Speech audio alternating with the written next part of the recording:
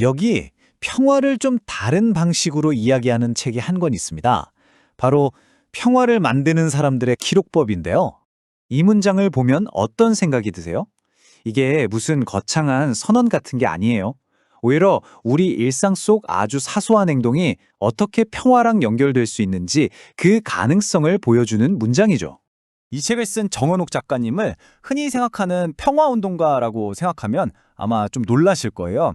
이분은 사회복지사고요. 스스로를 생활 정치인이라고 부르는 분이거든요.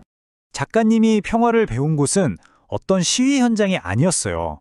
바로 어르신들을 돌보는 요양원이었죠. 가장 약한 사람들의 삶 속에서 그 갈등과 화해의 순간들을 직접 마주하면서 평화라는 게 정말 우리 삶에 꼭 필요한 거구나. 이걸 깨달으신 거죠. 그래서 작가님이 말하는 정치는 바로 생활 정치입니다. 세상을 바꾸는 진짜 힘은 어떤 위대한 이념이 아니라 우리 주변의 구체적인 삶, 그리고 서로를 돌보는 관계 속에 있다는 믿음. 이게 이 책 전체를 꿰뚫는 가장 중요한 생각이라고 할 수 있습니다. 그럼 이런 생각에 어떻게 구체적인 모양을 갖추게 됐을까요? 시간을 좀 거슬러 올라가 봐야 하는데요. 머리가 아니라 온몸으로 평화를 느꼈던 두 번의 아주 결정적인 여행이 있었습니다. 바로 2007년의 DMZ, 그리고 2008년의 개성. 이 두 공간에서의 경험이 작가님에게 정말 잊을 수 없는 감각을 남겼다고 해요. DMZ 철책길을 걸었던 경험을 이렇게 표현하셨어요. 머리가 아니라 몸이 먼저 알았다. 한번 상상해 보세요. 긴장과 대립의 상징인 그 철책길을 걷고 있는데 저 철책 너머의 자연은 너무나 고요하고 평화로운 거예요. 아, 평화라는 게 어떤 이념이 아니라 이렇게 그냥 존재하는 감각일 수도 있겠구나. 이걸 머리가 아니라 몸으로 먼저 깨달았던 거죠. 그리고 1년 뒤에 개성에 가서는 사람을 만났습니다. 북측 안내원이 이념적인 구호를 외친 게 아니라 선죽교에 얽힌 정몽지의 일편단심 이야기를 들려주더래요. 우리 모두가 아는 그 역사 이야기요. 그 순간 정치적인 이념이라는 껍데기가 싹 벗겨지면서 서로가 공유하는 역사와 감정이 드러난 거죠. 아, 평화는 결국 사람과 사람이 만나는 거구나. 이 단순한 진실을 발견한 순간이었습니다. 이렇게 소중한 경험들을 개인 블로그에 기록해두고 사실 오랫동안 잊고 지냈다고 해요. 그런데 말이죠. 거의 17년 동안 잠자고 있던 이 기록들을 아주 긴급하게 세상 밖으로 불러낸 사건이 있었습니다. 대체 무슨 일이었을까요? 2024년 겨울 시민들이 폭력 없이 촛불 대신 응원봉을 들고 민주주의를 지켜내는 그 모습을 보면서 자신의 오래된 기록을 떠올렸다고 합니다. 그리고 이듬해 평화를 위해서 바늘구멍이라도 찾아야 한다는 말이 나왔을 때 확신하게 된 거죠. 아, 내 기록이 바로 그 작은 바늘구멍이 될 수도 있겠구나 하고요. 바늘구멍이라는 이 표현이 작가님 마음에 불을 지폈던 거예요. 거대한 문을 여는 게 아니라 아주 작은 틈을 내는 것. 사회복지사로서 사람 사이에 끊어진 관계를 계속 이어왔던 분이잖아요. 그러니까 이 바늘구멍이라는 희망이 잊고 있던 자신의 기록에 새로운 사명을 부여하는 마지막 열쇠가 된 셈이죠. 자, 그럼 이 책이 구체적으로 어떻게 기록을 통해서 평화를 만들 수 있다고 말하는지 한번 볼까요? 이게 뭐 거창한 이야기가 아니라 정말 오늘 당장 우리도 해볼 수 있는 그런 방법들이에요. 책에 보여주는 평화의 이미지는요, 무슨 자에 가꾸어진 정원 같은 게 아니에요. 오히려 척박한 시멘트 바닥이 갈라진 그 틈을 비집고 자라난 고추나무 같은 거죠. 평화라는 건 완벽한 조건에서 오는 게 아니라 가장 절망적인 그 균열 속에서 시작되는 생명력 그 자체라는 뜻입니다. 책에서 제안하는 아주 간단한 방법 중 하나인데요. 그날 있었던 갈등을 막 곱씹으라는 게 아니고요. 있었던 사실과 내가 느꼈던 감정을 한번 분리해서 적어보는 거예요. 그리고 제일 중요한 건 마지막 단계. 내일은 아주 조금 다르게 행동해볼 계획을 세우는 거죠. 이 단순한 기록만으로도 정말 놀라운 변화가 시작된다고 해요. 감정에 확 휩쓸리는 대신에 상황을 좀 객관적으로 보게 되고요. 늘 똑같이 반응하던 내 모습에서 벗어나서 다른 선택을 할 수 있는 아주 작은 공간이 생기는 거예요. 평화는 바로 이 작은 공간에서 시작되는 겁니다. 이 책은 정은옥 작가 한 사람이 이야기에서 끝나지 않습니다. 결국 우리 모두의 이야기로 우리에게 질문을 던지면서 나아가고 있거든요. 우리가 무심코 남기는 일상의 기록들 있잖아요. 블로그 글이든 사진 한 장이든 아니면 그냥 짧은 메모든 그게 그냥 과거의 흔적이 아니라 미래의 어딘가에서 평화의 싹을 틔울 수 있는 씨앗이 될 수 있다는 것.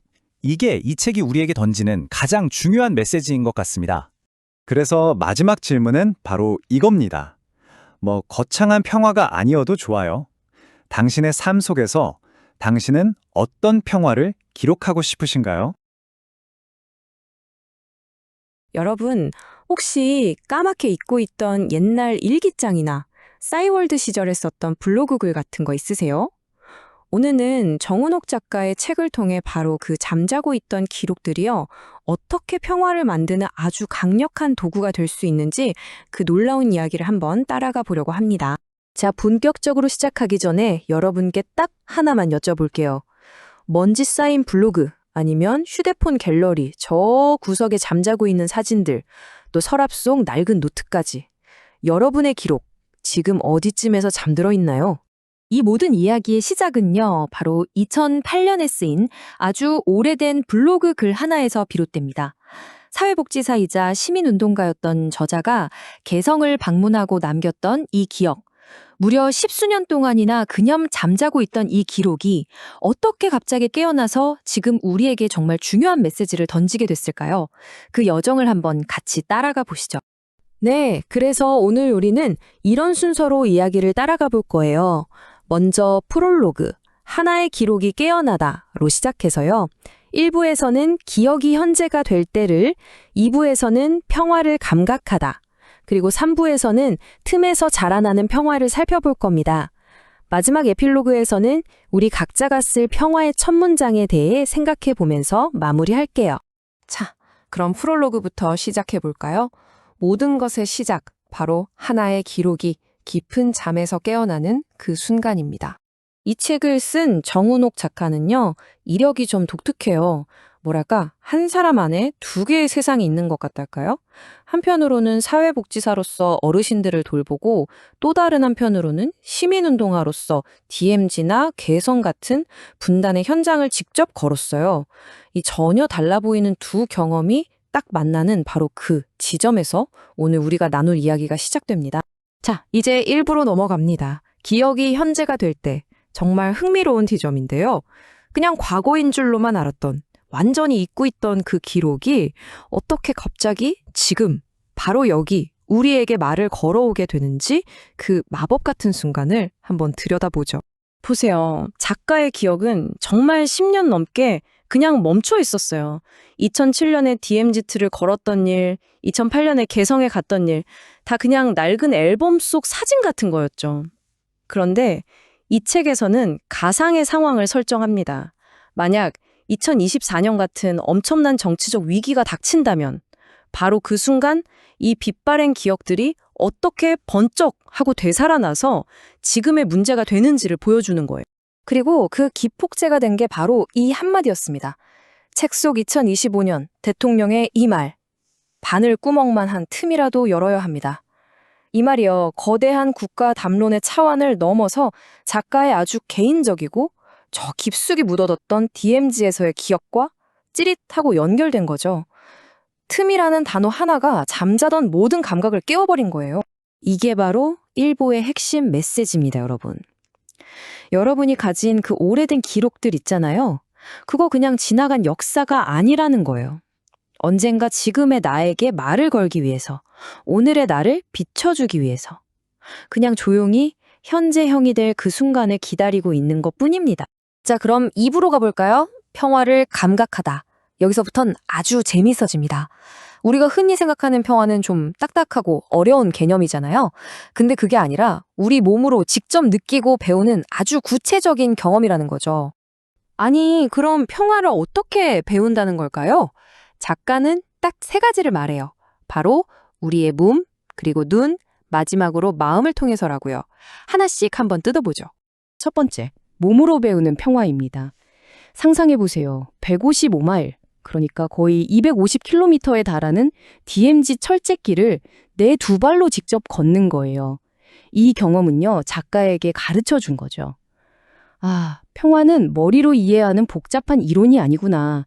그냥 내 발바닥으로, 온몸으로 느끼는 감각이구나 하는 걸요. 두 번째는 눈으로 배우는 평화예요. 개성에서 만난 북한 안내원의 얼굴을 떠올려 보세요. 우리가 늘 뉴스나 영화에서 보던 그런 모습이 아니라 그냥 똑같은 사람의 얼굴을 직접 마주하는 순간. 그때 내가 가지고 있던 모든 선입견이나 틀이 와르르 무너진 경험을 하게 되는 거죠. 이념이니 뭐니 하는 것보다 그냥 사람이 먼저 보이게 되는 바로 그 순간 말이에요.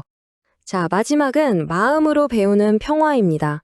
여기서 작가는 갑자기 우리를 거대한 분단의 현장이 아니라 아주 일상적인 노인 돌봄 현장으로 데려가요. 왜일까요? 평화라는 게 결국엔 관계의 문제라는 걸 보여주는 거죠.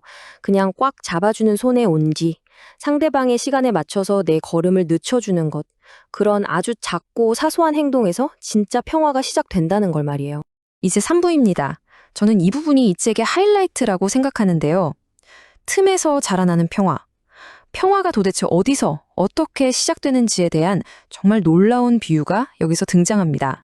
어느 날 작가가 자기 집 베란다를 봤는데 딱딱한 시멘트 바닥에 정말 작은 틈이 있었나 봐요.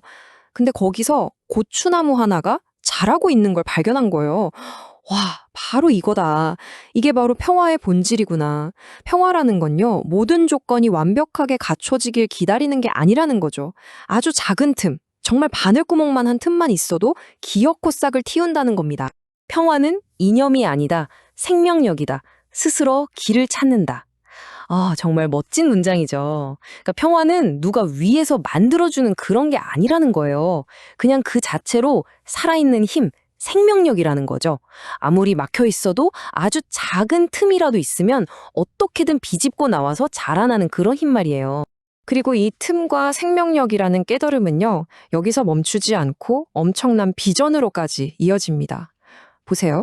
작가의 아주 개인적인 돌봄 경험에서 시작해서 환자의 모든 기록을 관리하는 코디네이터, 그리고 AI 기술까지 접목시키죠.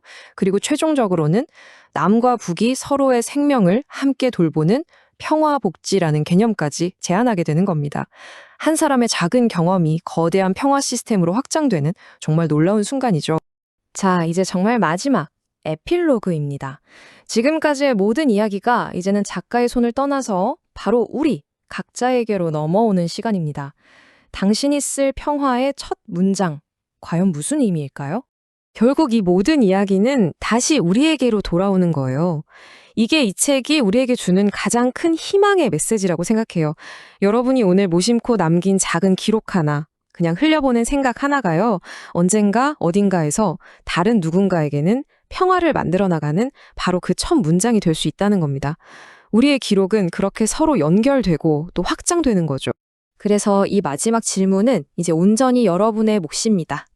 만약 여러분의 삶, 여러분의 기록 하나하나가 평화의 시작점이 될 수 있다면 여러분은 바로 오늘 어떤 평화를 기록하고 싶으신가요?